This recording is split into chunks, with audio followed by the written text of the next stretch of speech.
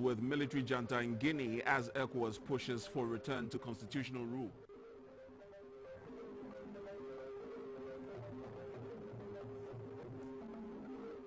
UN initiates efforts to detect and control illegal production and use of synthetic opioid drugs.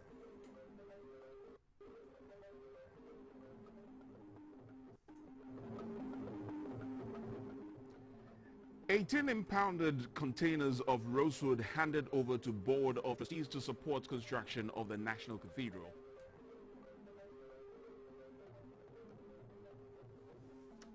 And the UN urges governments across the globe to cut emissions as the world nears catastrophic path to 2.7 degrees Celsius heating.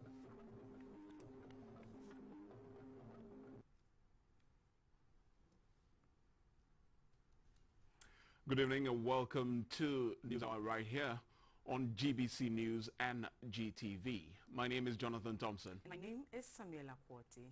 The headlines was brought to you by Munchie Biscuits, munch into happiness. And of course the sign language has been done by Robert from Manso. And now to our first story. The chairman of ECOWAS, President Guaido, has met the military leaders in Guinea a day after the regional bloc imposed travel and financial sanctions on the junta and their families. President Guaido arrived in Conakry, capital of Guinea, in his capacity as chairperson of the Authority of Heads of States of ECOWAS. The president of Côte d'Ivoire, Mr. Alassane Ouattara, was also part of the discussions with the military leadership in Guinea, led by Colonel Mamadi Doumbouya. The development is a follow-up on the recommendations West African leaders made at the regional body's Accra extraordinary meeting to firm up a decision on the political situation in Guinea. The ECOWAS leaders in a post-summit communique ordered a swift return to constitutional order, asking the military rulers of the country to fix presidential and legislative election within 6 months.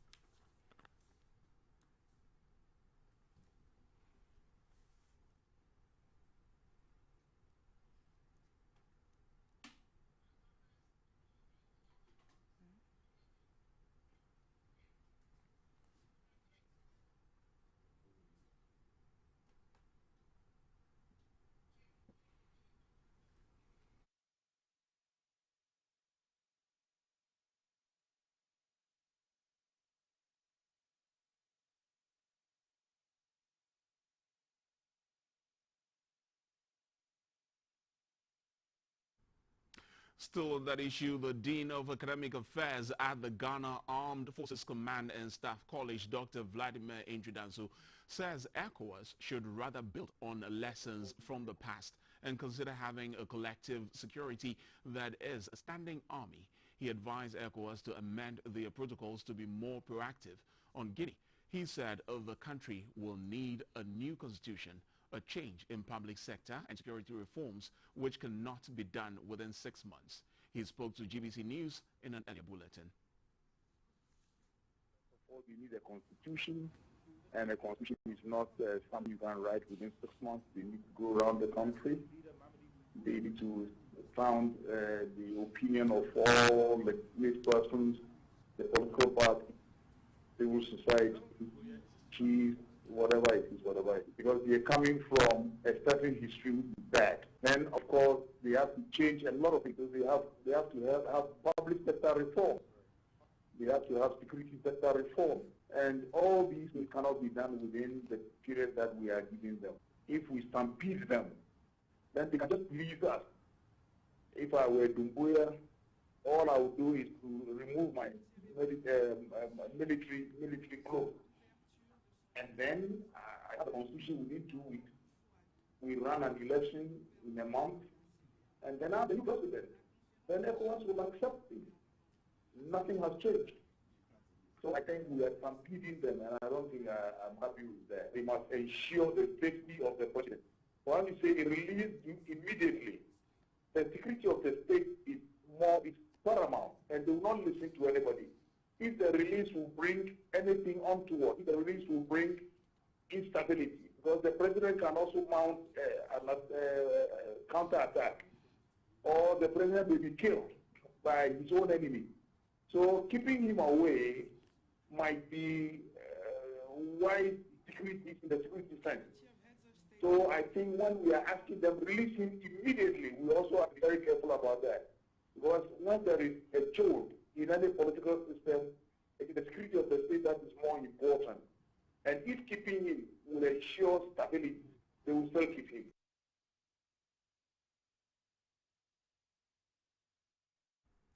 The United Nations Office on Drugs and Crime has launched 2 documents on synthetic opioid drugs in Accra.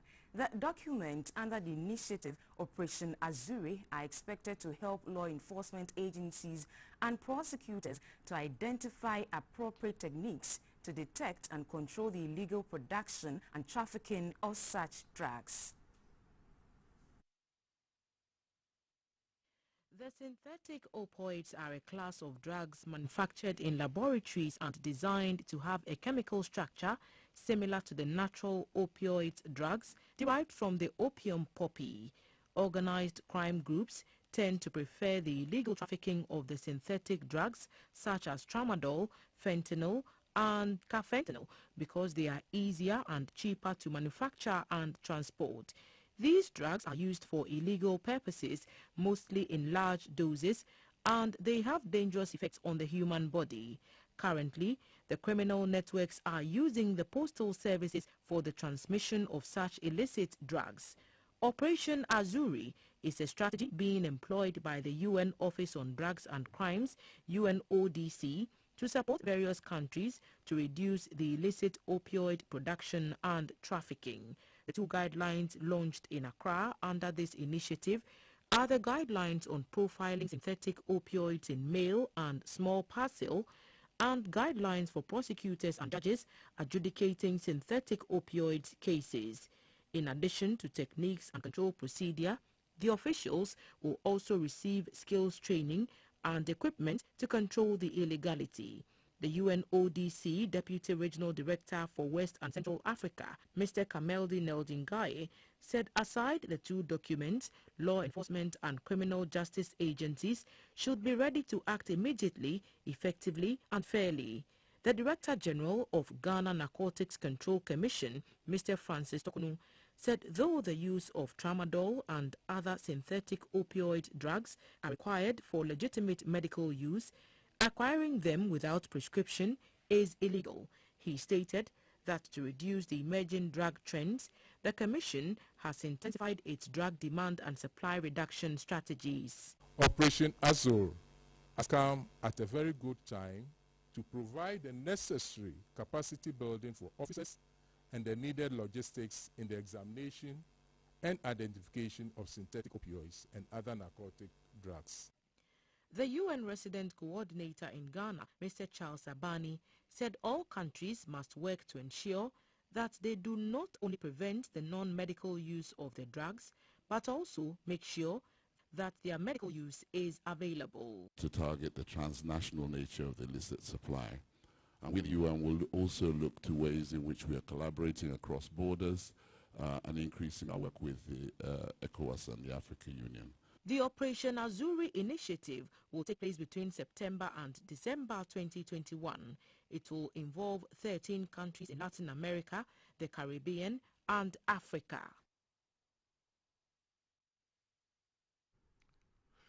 $18 impounded containers of Rosewood have been handed over to the Board of Trustees of the National Cathedral to support the construction of the National Monument. This fulfills a pledge by the Minister for Lands and Natural Resources, Mr. Samuel Jinapo, towards the project rather than a public auction of the seized logs. Clara Mlano reports. These logs were impounded at the Tema port this year at different times by the Customs Division of the Ghana Revenue Authority GRA, Forestry Commission and other security agencies.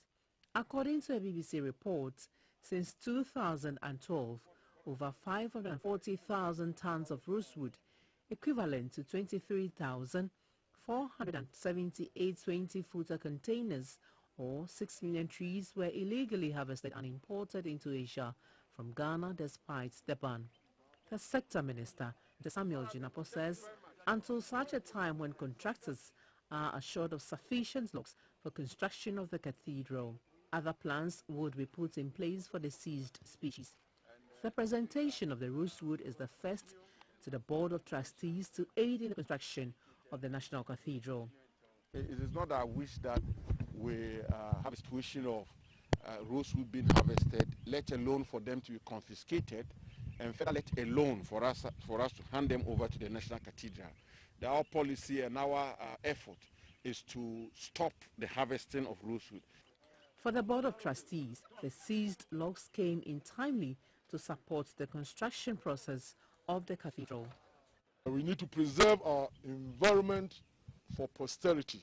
But when such things are confiscated, it's better to use it for a worthy cause than put petrol and fuel on it and burn them. So we are happy that a burden has been taken away. The Ministry of Finance urged the public to come on board in line with the project's mantra, "Let us arise and build." The code has not changed. It's *979#. And beyond the code, beyond the cash contribution, all kinds of contributions are accepted, including in kind. Apart from the rosewood, if you have cement or any contribution you also want to give towards the construction of the National Cathedral, you are warmly welcome. Despite the ban on the harvesting and exports of rosewood in Ghana, some unscrupulous persons have managed to engage in the illegal trade of the endangered species undercover. For GBC News, Clara Mlano reporting. AfriWave Telecom has inaugurated a project to provide potable water for over 7,000 people at Eche Amanfum in the Kwewu Afram Plains, South District of the Eastern Region. This is part of its sustainable corporate social responsibility. The project comes as a relief to the people who say it will minimize their vulnerability to diseases linked to drinking unsafe or contaminated water. AfriWave Telecom, the first licensed interconnect clearinghouse in the country, rehabilitated an existing water reservoir put up by the Millennium Development Authority (MIDA).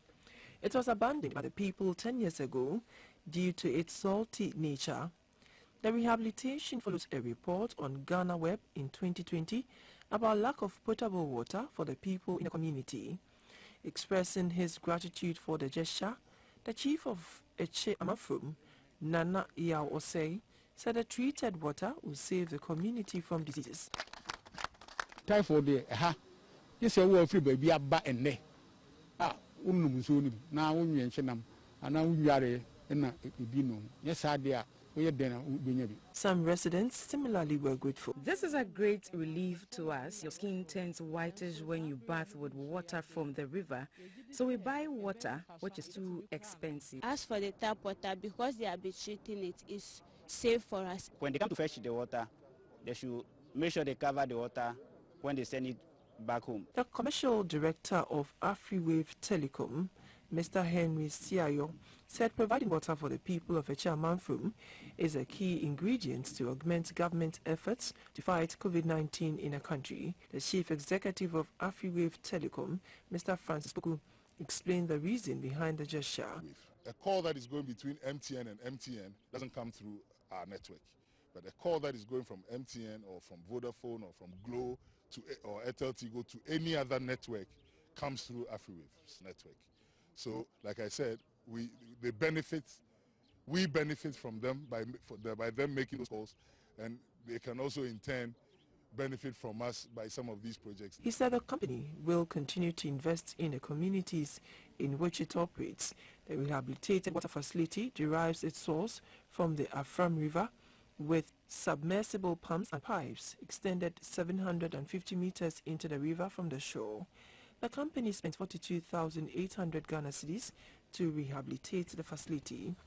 AfriWave Telecom thus not only provides support in the water sector, but also in education and youth in ICT.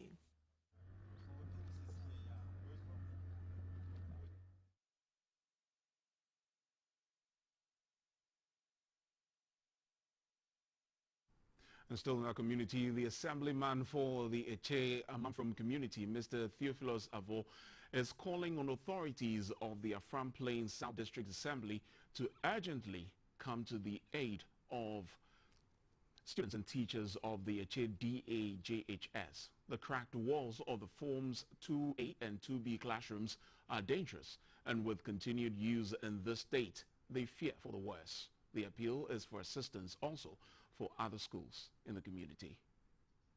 Myself, I am a teacher, and basically we have 4 basic schools in the Chiamanfro, 2 public and 2 private. You know, there is a very big challenge about infrastructure, precisely one or two of the schools. HDA, JHS is part. Not that they don't have enough infrastructure. They have infrastructure, but the infrastructures are death trap to the people. And when you go there, you see a lot of cracks which have developed on the floor and also in the walls, which are very threatening to the people. And we have taken these challenges to the disassembly, because it's a disassembly school, thinking that they will come in to renovate these facilities for the people.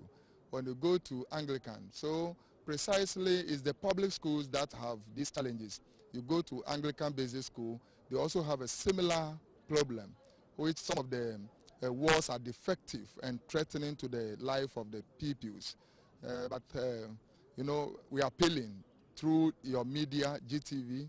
A big challenge that I'll single out is a public toilet facility. We have only one functionable public toilet. World Vision Ghana and Rehoboth Foundation International have signed a memorandum of understanding to work together to improve the well-being of vulnerable communities and children nationwide. The agreement has a 2-year span. CT is driving the world, and the plan of the government is to ensure that the youth especially take full advantage of what it offers. So, basic and senior high schools are being trained and supported to benefit from this agenda. There are calls for all to support the government's agenda for more people to benefit from this drive. The Ministry of Communications has therefore partnered with GIFEC, Kofi Annan ICT Center, America Tower and some mobile telecommunications companies to provide ICT training for young people in rural communities with emphasis on girls. In the Western North region, a week-long training program has come to a successful end for some selected female students from the 9 MDAs in ICT. On behalf of the Omanhene of Fisheries traditional area, Katechie Kwesi Bumangama, the chief of Sefibodi and Adontenhene of Fisheries traditional area, Nana Kwesi Fori, acknowledged the impact of ICT in all facets of life. The Minister for Communication and Digitalization, Mrs. Esla Owusu Ekofo, said the program will soon be extended to other institutions. The minister said more than 1,000 girls have benefited from the program in the region, with the first 100 best performing students receiving a laptop each. Now, with the current technological revolution unfolding before us, it is absolutely critical that young people be given digital skills in addition to the traditional knowledge that will be helped acquire. It is these digital skills that will enable you to succeed in the 4th Industrial Revolution, which is rapidly unfolding before us and which we are all witnessing. The senior manager in charge of network performance and SLA in MTN Ghana, Louisa Amasusu, indicated that 10 million Ghana cedis has been earmarked by MTN Ghana to support government through the Communication Ministry in ensuring ICT education in the country for the next 3 years. MTN is endorsing a commitment to ensure our dear female children are not left out of the plethora of future opportunities that access to technology brings. 14-year-old Fauci Asantua from Prosukofi Krom in the Jaboso district came tops as the overall best ICT trainee in the region. I wish to state here and now that we have been well motivated to take up studies instead. We have also accepted the challenge to take over the male dominant in the ICT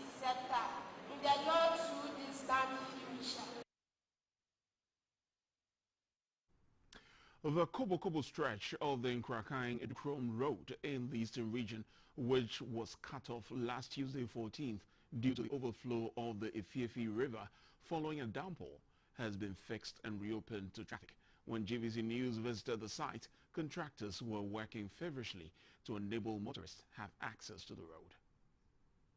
Heavy rains on Monday, September 13 and Tuesday, September 14 saw the Efiefi River overflow its banks, cutting off the diverted portion of the Nkrakain-Edukrom Road, which was under construction. Footage of the bad nature of the road that went viral on social media showed travelers and residents along that stretch stranded, as no vehicles could ply the road. This prompted the contracting firm executing the road project to quickly move to the site to fix the road. Mr. Elvis Baden is the chief surveyor of the General Construction and Development Limited. There was a heavy downpour, so which resulted in a huge build-up. And it seems the pipe we provided wasn't enough, so the water had to cross the road. So yesterday we had to construct a temporary pipe culvert, 1.2 pipe culvert ahead, to redirect the channel of the water. Then we work on the access. Yesterday we had to block the road. About 24 hours now, we have fixed the road and the motorists can move now. The regional director of the Ghana Highways Authority, Mr. Charles Idubuafo, in an interview noted that the reconstruction of the 36-kilometer Nkrakain-Edukrom Road began in January this year and is expected to be completed by 2023. He also spoke about some road projects being undertaken by the government in the eastern region. The government from 2019 to date has awarded 631.5 kilometers of trunk roads in the eastern region. And I can say that by God's grace, by the close of December 2022, 301.6 kilometers would have been completed.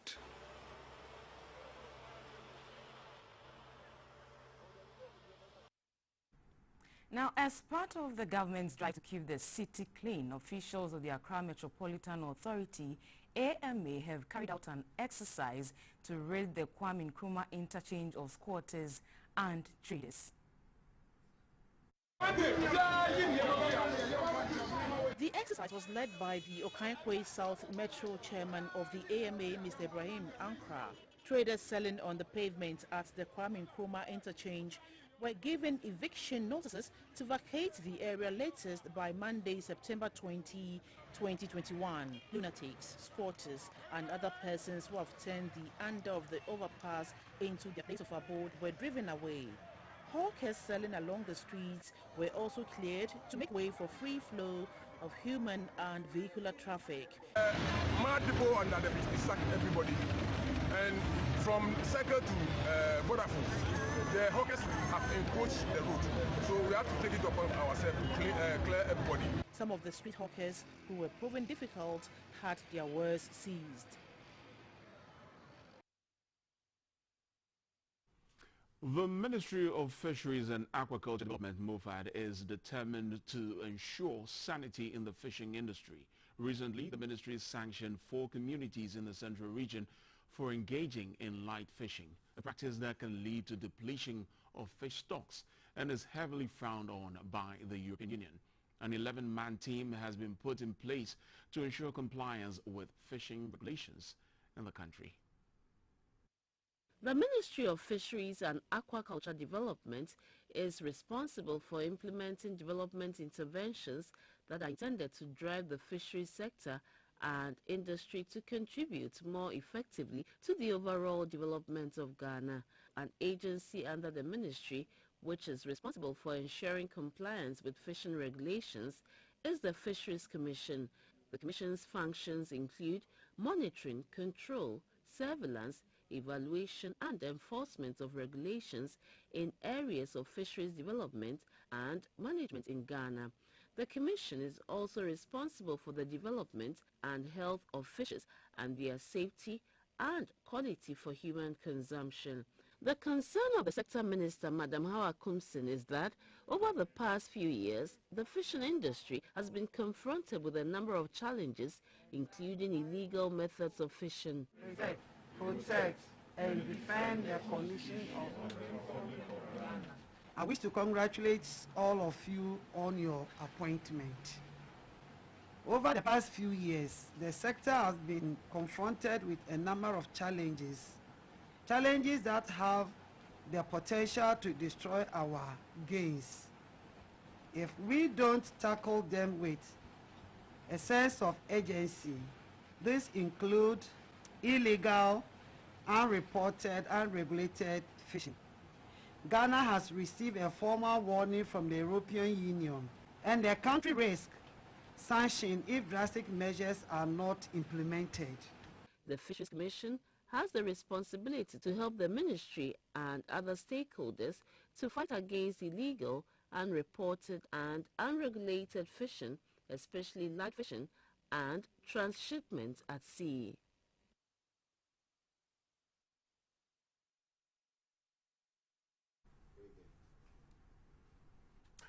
You're still watching News Hour on GBC News and GTV. We take a quick break. Stay with us.